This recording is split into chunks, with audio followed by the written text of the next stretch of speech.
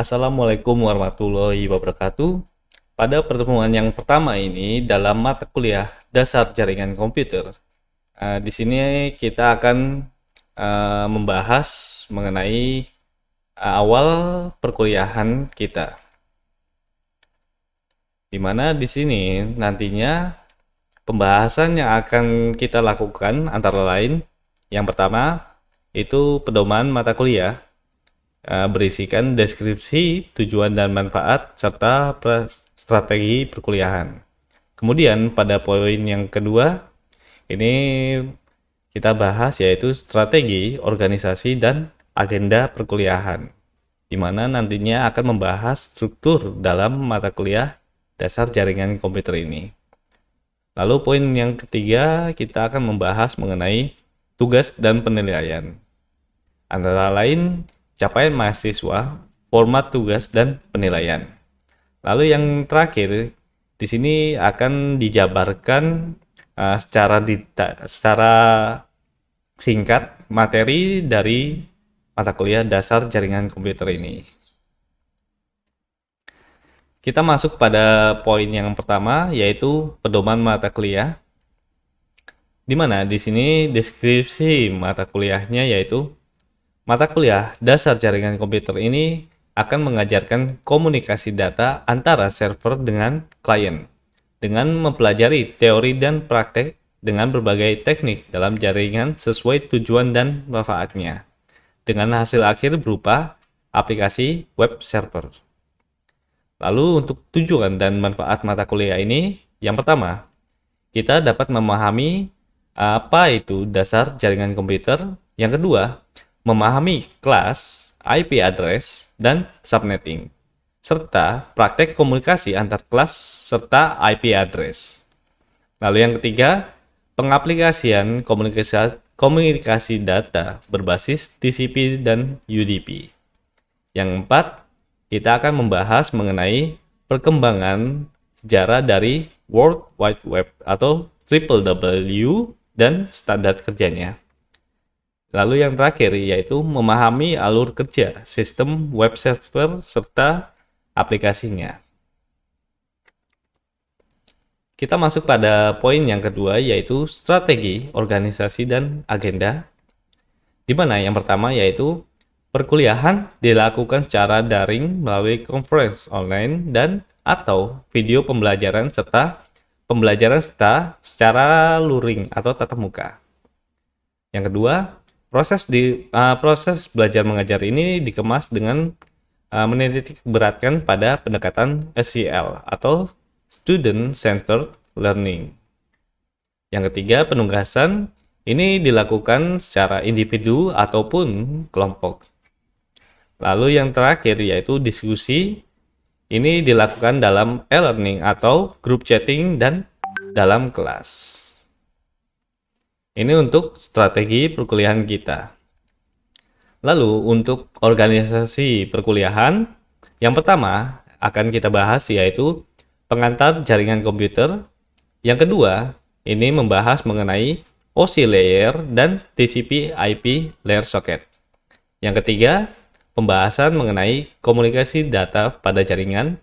Yang keempat, kita akan membahas mengenai komunikasi data menggunakan TCP dan UDP. Lalu yang kelima, ini akan menjelaskan mengenai sejarah perkembangan teknologi WWW. Yang keenam, pembahasan lebih detail mengenai standar dalam WWW. Dan yang ketujuh, pembahasan dalam algoritma web server, dan yang terakhir yaitu membangun aplikasi web server. Ini untuk agenda perkuliahan kita dari minggu pertama hingga ke-16, di mana nantinya untuk ujian tengah semester dilakukan pada minggu ke-8 dan UAS dilakukan pada minggu ke-16 atau ujian akhir semester.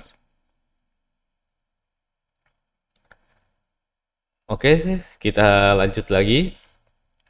Pada poin yang ketiga, kita akan membahas mengenai tugas dan penilaian.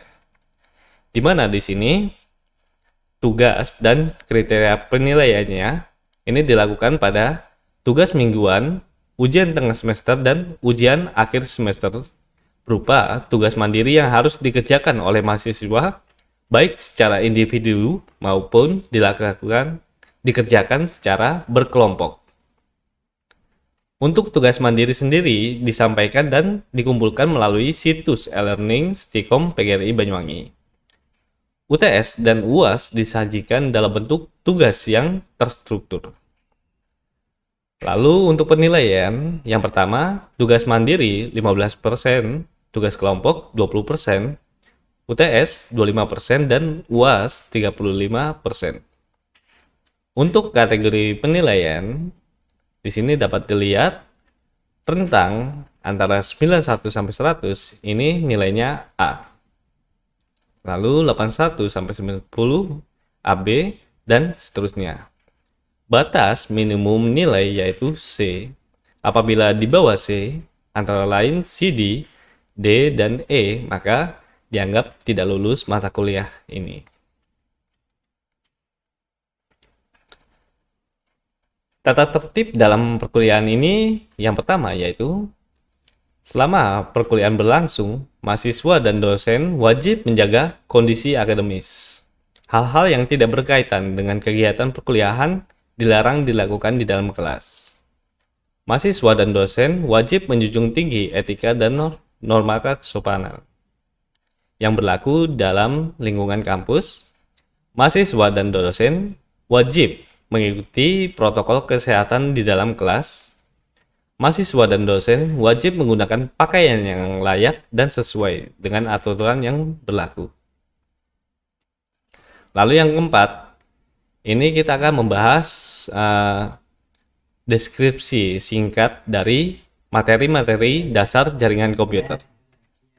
Di mana yang pertama yaitu jaringan internet. Di sini akan membahas mengenai jaringan internet yang merupakan hubungan antara satu dengan komputer yang lain yang dapat berkirim data atau informasi antara lain tulisan, gambar, video, audio, dan sebagainya dari negara satu ke negara yang lain atau antar negara. Ini yang disebut dengan jaringan internet. Permasalahannya yaitu masing-masing komputer memiliki spesifikasi yang berbeda. Maka dibutuhkan standarisasi agar bisa melakukan komunikasi yang selanjutnya disebut dengan protokol. Di sini merupakan ilustrasi standarisasi dari komputer, di mana terdapat application server. Di sini ada internet.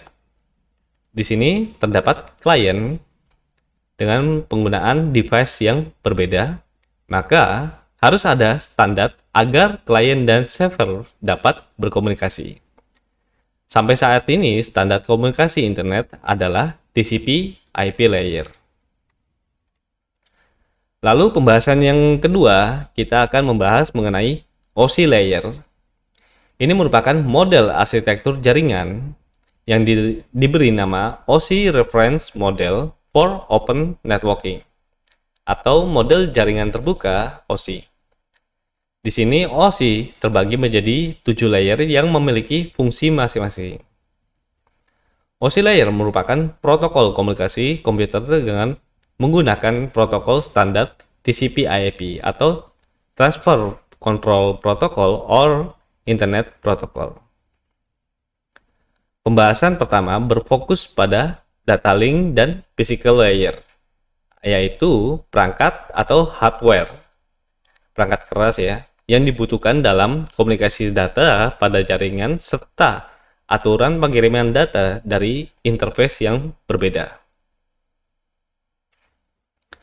Dari 7 layer pada OSI layer ini, pembahasan yang kita akan menitik beratkan pada 4 layer ini.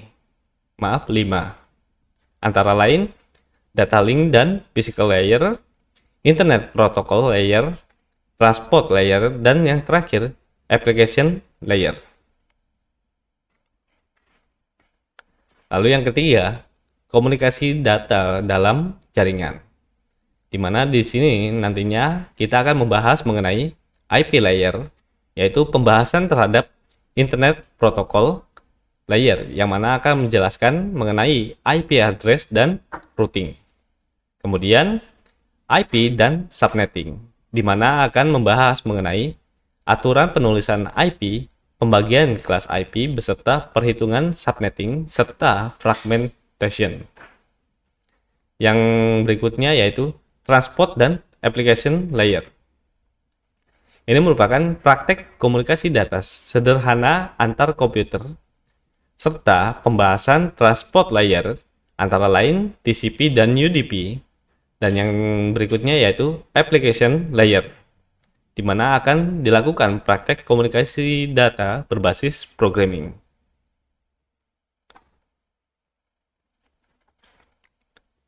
Lalu yang keempat, kita akan membahas mengenai sejarah Triple W atau World Wide Web yang berjalan di atas jaringan internet dari awal mula tercipta hingga sekarang. Di mana di sini nantinya terdapat 3 poin utama dalam Triple W, antara lain Unique Device Identification atau UD yang terbagi menjadi 2, yaitu Uniform Resource Locator atau URL dan Uniform Resource Identifier atau URI. Yang berikutnya yaitu HTML atau standar dokumen dengan format Hypertext Markup Language. Yang terakhir yaitu HTTP, yaitu pembahasan Hypertext Transfer Protocol.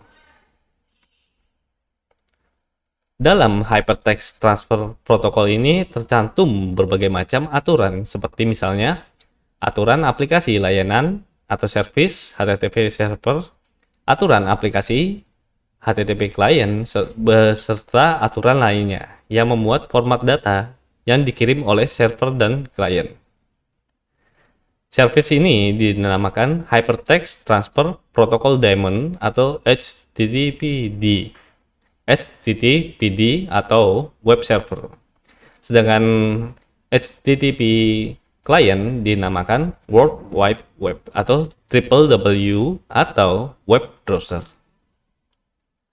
Di sini merupakan gambaran alur sejarah dari awal tercipta web, dari awal hingga sekarang. Lalu yang berikutnya yaitu pembahasan standar Triple W. Di sini akan membahas mengenai standar Triple W, yaitu Request for Comments, yaitu atau RFC atau Serial Document Protocol Standard, yang diterbitkan oleh lembaga-lembaga internasional di bawah naungan Internet Society atau ISO. Nantinya pembahasan akan berfokus pada RFC 2068, 1928, 1738, dan 1866. Lalu yang berikutnya yaitu algoritma web server dan aplikasi. Dalam materi ini akan membahas mengenai algoritma web server itu sendiri, proses hubungan antara server dengan klien, pembacaan status, respon, hingga praktek pembuatan web server sederhana. Sehingga hasil akhir mahasiswa dapat memahami dan menjelaskan proses kerja komunikasi data antara server terhadap klien. Baik, sekian untuk pembahasan dalam materi pertama ini. Untuk waktunya, saya ucapkan terima kasih. Assalamualaikum warahmatullahi wabarakatuh.